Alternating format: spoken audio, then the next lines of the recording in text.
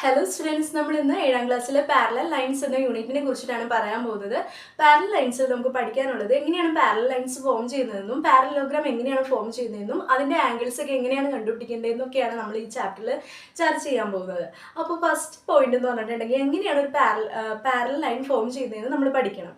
അപ്പോൾ എങ്ങനെയുള്ള ലൈൻസിനെയാണ് നമ്മൾ പാരലൽ ലൈൻസ് എന്ന് പറയുന്നതെന്ന് വെച്ചിട്ടുണ്ടെങ്കിൽ the distance between the two lines are always same then it is called parallel lines. അതായത് രണ്ട് ലൈനുകൾ തമ്മിലുള്ള രണ്ട് വരകൾ തമ്മിലുള്ള അകലം തുല്യമാണെങ്കിൽ അതിനെ നമ്മൾ പാരലൽ ലൈൻസ് എന്ന് വിളിക്കും. പിന്നെ അടുത്ത പോയിന്റ് എന്ന് പറഞ്ഞിട്ടുണ്ടെങ്കിൽ parallel lines never intersect with each other എന്ന് വെച്ചാൽ എന്താ, നമ്മുടെ പാരലൽ ലൈൻസ് എന്ന് പറയുന്നത് ഒരിക്കലും കൂട്ടിമുട്ടില്ല. ഉദാഹരണത്തിന് നമ്മളിപ്പോൾ രണ്ട് ലൈൻ വരച്ചിട്ട് ഒരിക്കലും കൂട്ടിമുട്ടാതെ പോവുകയാണെങ്കിൽ അതിന് നമുക്ക് പാരലൽ ലൈൻസ് എന്ന് പറയാൻ പറ്റും. പിന്നെ ആ രണ്ട് പോയിന്റ്സ് നമ്മൾ പാരലൽ ലൈൻസിനെ കുറിച്ച് ഓർത്തിരിക്കുക.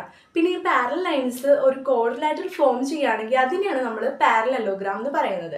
ഇനി പാരലലോഗ്രാമിന്റെ കാര്യം എടുക്കുകയാണെങ്കിലോ അതിന്റെ അഡ്ജസൻറ്റ് സൈഡ്സ് എന്ന് പറയുന്നത് 180 ഡിഗ്രി ആയിരിക്കും. ഓപ്പോസിറ്റ് അഡ്ജസൻറ്റ് സൈഡ്സ് ആർ 118 ആയിരിക്കും.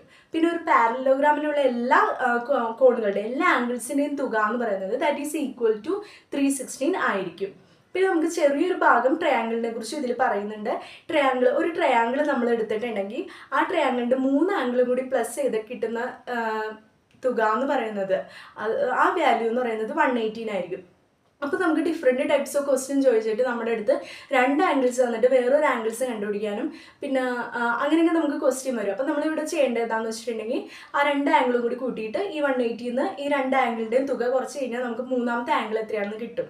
അത്ര സിമ്പിളാണ്. പിന്നെ പാരലലോഗ്രാം ആണെങ്കിൽ നമുക്ക് adjacent sides opposite sides parallel ആയിരിക്കും. പിന്നെ ഓപ്പോസിറ്റ് സൈഡ്സ് പാരലൽ ആകുമ്പോൾ അതിൻ്റെ എല്ലാ കോണുകളുടെയും മൊത്തത്തിലുള്ള തുക എന്ന് പറയുന്നത് 316 ആണ്. ആ 316 നമുക്ക് വാല്യൂ മൈനസ് ചെയ്താൽ വേറെ വാല്യൂ കണ്ടുപിടിക്കാവുന്നതാണ്. അങ്ങനെ അത് കണ്ടുപിടിക്കാം.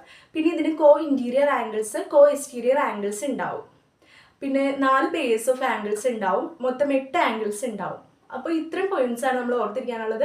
പിന്നെ ഇനി നെക്സ്റ്റ് ക്ലാസ്സിൽ നമ്മൾ പറയാൻ പോകുന്നത് ഈ ചാപ്റ്ററിൻ്റെ എല്ലാ ക്വസ്റ്റ്യൻസും ആണ്. അപ്പോൾ കുറച്ച് ഇമ്പോർട്ടൻ്റ് ആയിട്ടുള്ള ക്വസ്റ്റ്യൻസും അവയുടെ ആൻസറുമാണ് നെക്സ്റ്റ് ക്ലാസ്സിൽ നമ്മൾ പറയാൻ പോണേ. അപ്പോൾ ഇത്രയും പറഞ്ഞത് ഒരു കൺസെപ്റ്റ് വൈസ് പറഞ്ഞതാണ്, ബേസിക് ആയിട്ട് അറിയേണ്ട കാര്യം പറഞ്ഞതാണ്. ഇതിൽ ആർക്കെങ്കിലും ഡൗട്ട് ഉണ്ടെങ്കിൽ കമൻ്റ് ആയിട്ട് ഇടുക. പിന്നെ നമ്മുടെ ചാനൽ സബ്സ്ക്രൈബ് ചെയ്യുക, ലൈക്ക് ചെയ്യുക, ഷെയർ ചെയ്യുക. Okay, thank you.